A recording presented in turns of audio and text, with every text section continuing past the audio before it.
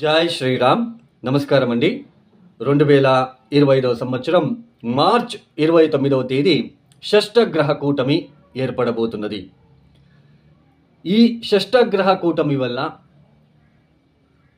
మనకి సమాజానికి ఎలా ఉండబోతున్నది, మరియు ద్వాదశ రాశుల వాళ్ళకి ఎలా ఉంటుంది అని ఒక తెలుసుకునే ప్రయత్నం చేద్దాం. ఇక్కడ చాలా వరకు చూస్తున్నాం, చాలామంది అంటే కొంతమంది కామెంట్స్ చేస్తూ ఉంటారు, ఒకరు ఒకలాగా చెప్తూ వస్తున్నారు. అంటే ఒక జ్యోతిష్కుడేమో బాగుందంటాడు, ఒక జ్యోతిష్కుడేమో బాగాలేదంటున్నాడు. ఇలాంటి కన్ఫ్యూజన్ ఎక్కువ ఏర్పడబోతున్నది మన ప్రజలకు. ఇక్కడ ఒక చిన్న లాజిక్ అండి. మనకి స్వజాతకం అనేది ఉంటుంది. మనం పుట్టిన టైంకి మనం ఏ లగ్నంలో పుట్టాము, ఏ రాశిలో పుట్టాము, రాశి అంటే ఏంటి, ముఖ్యంగా రాశి ఫలితాలని ఎక్కువ మీరు థింక్ చేస్తూ ఉన్నారు. రాశి ఫలితాలు అంటే, రాశి అంటే ఏంటి తెలుసా? మన మనస్సు. ఇప్పుడు మన మనస్సులో ఏదో ఒకటి అనుకుంటాం. రాత్రి పడుకునేటప్పుడు రేపు సాయంత్రం లోపు నేను ఆఫీస్లో ఇంతవరకు చేయాలి అని మీరు మనసులో వచ్చేస్తుంది. ఓకే, ఉదయాన్నే మీరు ఆఫీస్కి బయలుదేరుతారు. ఆ రోజు ఎప్పుడైతే మీరు రాత్రిపూట అనుకొని ఉంటారో సాయంత్రం లోపల అన్ని పనులు నేను మ్యాక్సిమం చేయాలని, ఆ పనుల్లో మీరు ఎంతవరకు సక్సెస్ అవుతారు అనేది లగ్నం. ఇదే అండి లగ్నం అంటే. రాశి అంటే జస్ట్ మనస్సు లేదు అనుకుంటారు, అది కరెక్ట్గా మీరు కార్యరూపంలో చేయాలి కదా. దాన్ని ఎంతవరకు మీరు సక్సెస్ చేస్తారు అనేది లగ్నం ఇంపార్టెంట్. లగ్నం చూపిస్తుంది. అంటే దశాభుక్తిలో మనకి మంచి దశాభుక్తులు జరుగుతూ ఉంటే మీరు అనుకున్నట్టుగానే, మీ మనసులో వచ్చినట్టుగానే మీరు చేసేస్తారు. చాలామందికి ఆశలు ఉంటాయి, నేను కారు కొనుక్కోవాలి, బస్సు కొనుక్కోవాలి, లేదా ట్రావెల్స్ ఓపెన్ చేయాలి, లేదా ఒక మంచి బిజినెస్ ఓపెన్ చేయాలి, ఇలాంటివి అనుకుంటారు. బట్ దాన్ని చేయాలి కదా, దాన్ని కార్యరూపంలోకి రావాలి కదా. అది అప్పుడు మనం లగ్నాన్ని చూస్తాము. అంటే ఆ లగ్నం నుంచి ఏ గ్రహాలు ఎక్కడెక్కడ ఉన్నాయి, ఏ దశాభుక్తి జరుగుతూ ఉంది, సో ఆ దశాభుక్తి వీళ్ళకి యోగిస్తుందా, సో ఆ దశాభుక్తి వచ్చినప్పుడు ఏ పరిహారాలు చేసుకోవాలి. Simple remedies, thousands of simple remedies ఉన్నాయి. కానీ ఇప్పుడున్న ప్రజలకు ఎలా ఉంటుందంటే, ఆ థౌజండ్స్ ఆఫ్ సింపుల్ రెమెడీస్, ఇప్పుడు సింపుల్ రెమెడీస్ అంటే ఏంటి? ఒక చిన్న ఎగ్జాంపుల్ చెప్తాను. కుజుడు ఇబ్బంది పెడుతూ ఉన్నప్పుడు ఈ సాంసారిక విషయంలో ఇబ్బందులు ఉంటాయి. కుజుడే మెయిన్ మాంగళ్యకారకుడు. మనకి భార్యాభర్తల మధ్య సరైన పొంతన లేకుండా ఇబ్బందులు చాలా అనుభవిస్తూ ఉంటాము. మెయిన్ కుజుడు. ఇలా కుజుడుతో ఇబ్బంది పెడుతున్నప్పుడు ఒక 11 మంగళవారాలు కందిపప్పుతో చేసిన బొబ్బట్లని సుబ్రహ్మణ్య స్వామి ఆలయానికి వెళ్ళి నమస్కారం చేసి, మీ మనసులో ఉన్న చిన్న కోరికలను, అదేదైతే మీరు ఇబ్బందులు పడుతున్నారో చెప్పుకొని, కుజగ్రహ దోష నివారణ వల్ల మొక్కుకొని, మీరు ఆ కందిపప్పుతో చేసిన బొబ్బట్లని నలుగురికి తినిపించండి, పెట్టండి వాళ్ళు తినడానికి. లేదా ఆవులకి తినిపించండి, ఎద్దులకి తినిపించండి. రోడ్ సైడ్ ఉంటున్న ఎంతో ఎద్దులు, ఆవులు రోడ్ సైడ్ సిటీలో అవి పేపర్లు అవి తినుకుంటూ వెళ్తూ ఉంటాయి. సో అలాంటి ఆవులకి, ఎద్దులకి తినిపించండి. ఆ గ్రహ నెగిటివ్ ఇంపాక్ట్ ఖచ్చితంగా తగ్గుతుంది. ఒక చిన్న ఎగ్జాంపుల్ చెప్పారు, థౌజండ్స్ ఆఫ్ రెమెడీస్ ఉన్నాయి. సో అలాంటి థౌజండ్స్ ఆఫ్ రెమెడీస్ కాకుండా ఇప్పుడున్న ప్రజలకు ఎలా అంటే, ఒక చిన్న హోమం చేయించగానే మనకు ఆ నెగిటివ్ ఇంపాక్ట్ తగ్గాలి, ఇలాంటి ఆలోచనలు ఎక్కువగా ఉంటాయండి. అలా జరగదు కదా. మీరే ఆలోచించండి. మనకి ఆ గ్రహ నెగిటివ్ ఇంపాక్ట్ తగ్గాలంటే కొన్నిసార్లు రిపీటెడ్గా మనం చేసుకుంటూ వెళ్ళాలి. కొన్ని పరిహారాలని మనమే కదా అనుభవిస్తున్నది. ఆ ఒక నెగిటివ్ ఇంపాక్ట్ని మనం చేసుకోవాలి. సో ఇలా థౌజండ్స్ ఆఫ్ సింపుల్ రెమెడీస్ ఉన్నాయి. అంటే జన్మరాశి వేరు, మనకి లగ్నం వేరు. లగ్నం అంటే టోటల్ బాడీ, ఆ బాడీలో వచ్చే మనస్సే మనకి రాశి.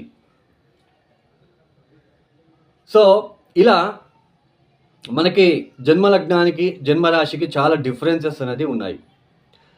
ఇప్పుడు ఈ ఒక షష్టగ్రహ కూటమి ఏర్పడబోతున్నది 2025 మార్చి మాసంలో 29వ తేదీ. అంటే సూర్య, శని, బుధ, శుక్ర, రాహు, చంద్రులు, ఈ షష్టగ్రహ కూటమి 6 గ్రహాలు కాలపురుష చక్రం నుంచి అంటే మేషరాశి నుంచి వ్యయస్థానంలో ఏర్పడబోతున్నది. 6వ స్థానంలో కేతు గ్రహం. కొద్దిగా స్కిన్ రిలేటెడ్ ఇష్యూస్ ఎక్కువ రావడానికి అవకాశాలు ఎక్కువగా ఉంటాయి. తర్వాత కాలపురుష చక్రం నుంచి అంటే మేషరాశి నుంచి ఎన్నో స్థానంలో 6 గ్రహాలు కలుస్తున్నారు? 12వ స్థానంలో. నిద్రాహీనత కనిపిస్తూ ఉంటుంది జనాల్లో, అంటే ప్రజల్లో నిద్రాభంగము, కంటికి సంబంధించిన ఏదైనా ఇన్ఫెక్షన్ లాంటిది క్రియేట్ అవ్వడానికి అవకాశాలు ఉంటాయి. కంటికి సంబంధించిన వ్యాధులు, ఒక వైరస్ లాగా ఏదైనా స్ప్రెడ్ అవ్వడానికి కూడా చిన్న ఛాన్సెస్ ఉంటుంది. అంటే మనకు ఆల్రెడీ వస్తూ ఉంటుంది, కంటికి వస్తే అద్దాలు పెట్టుకుంటాము, అది వైరస్ లాగా ఆ కన్ను ఎవరికైతే కంటికి ఇబ్బందులు ఫేస్ చేస్తూ ఉంటారో ఆ కన్నుని ఇంకొకరు బాగున్న వ్యక్తి చూస్తే వాళ్ళకు కూడా వైరస్ లాంటిది మనకి స్ప్రెడ్ అవుతుంది. అలా కంటికి సంబంధించిన ఇబ్బందులు ఎక్కువ ఫేస్ చేయవలసిన ప్రమేయం కూడా వస్తుంది.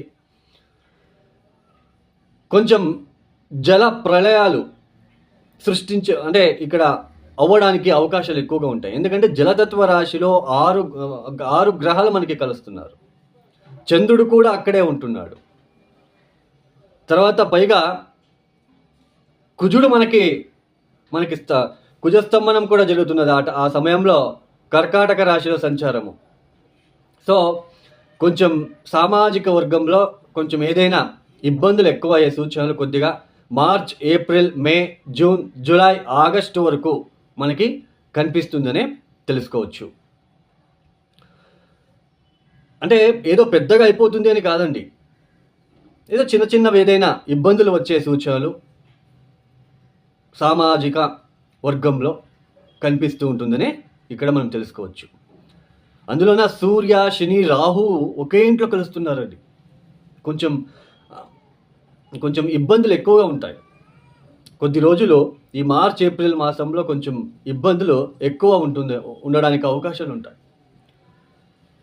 ఈ ఒక షష్టగ్రహ కూటమి వల్ల మనకి 12 రాశుల వాళ్ళకి ఎలాంటి ఫలితాలు రాబోతున్నాయని మనం కొద్దిగా తెలుసుకుంటూ వెళ్తామండి.